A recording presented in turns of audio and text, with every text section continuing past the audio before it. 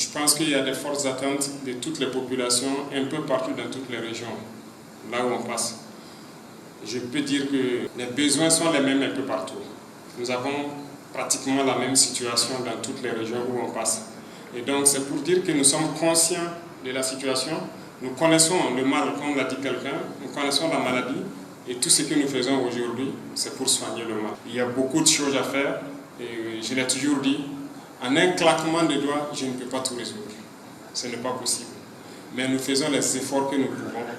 Nous nous sacrifions pour que nous puissions atteindre nos objectifs dans le plus bref délai. Et si nous avons décidé d'entamer cette mission, c'est parce que nous avons jugé nécessaire qu'il fallait que notre peuple connaisse le bonheur également.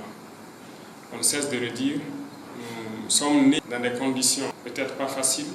Nous avons grandi, nous avons vu le Burkina, nous avons aussi aperçu les autres pays à travers donc les informations, et peut-être que nous avons voyagé entre-temps dans certains pays, nous avons vu les réalités et nous nous sommes aussi posé des questions. Pourquoi notre pays ne peut pas aussi se développer et prospérer comme ces pays? Je le disais la dernière fois, il n'y a pas de raison que dans certains pays qui ont juste découvert peut-être du pétrole, en moins de 30 ans, 40 ans, ils changent totalement. Mais pourquoi en Afrique, nous ne réussissons pas à faire la même chose?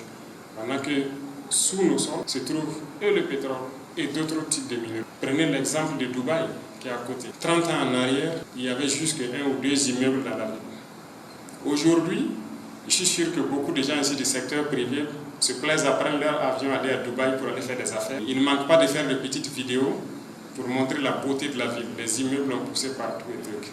Rien qu'à cause de l'exploitation du pétrole. Mais combien de pays exploitent le pétrole en Afrique? Est-ce qu'ils ont eu ce développement?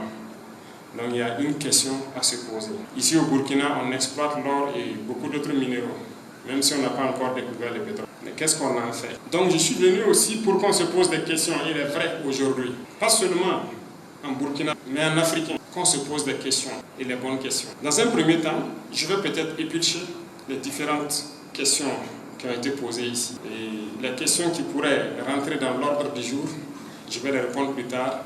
Ceux qui sortent de l'ordre du jour, je vais peut-être apporter quelques réponses et vous promettre que nous sommes à pied d'œuvre pour pouvoir résoudre tous les problèmes dans les brefs délais qu'on puisse le faire.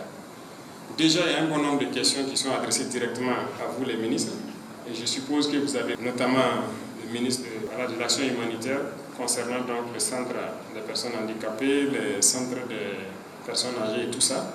Vous allez voir ce qui est faisable et comme je l'ai dit, ces centres ne doivent plus être des centres juste fait pour se réunir ou à l'occasion des fêtes, ça doit contribuer à la formation.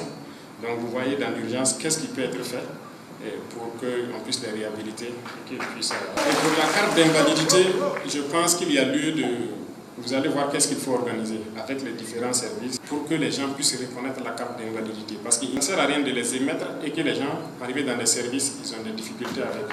Donc vous voyez quel mécanisme vous mettez en place pour pouvoir le faire. En plus de cela, je pense que c'est à l'endroit de nos camarades étudiants également. La question des restaurants universitaires de cité, ça nous tient la gorge comme ça. Les infrastructures, les trucs, ça nous tient beaucoup la gorge. Mais soyez sûrs d'une chose, on a déjà commencé. L'initiative est lancée, on a déjà commencé. Et tout ce qui sera fait dans le milieu de l'éducation, je suis sûr que dans 10 ans, les gens seront surpris. Mais nous avons de vastes programmes pour pouvoir mettre les élèves et les étudiants dans les conditions de dignité surtout, et qu'ils puissent bosser.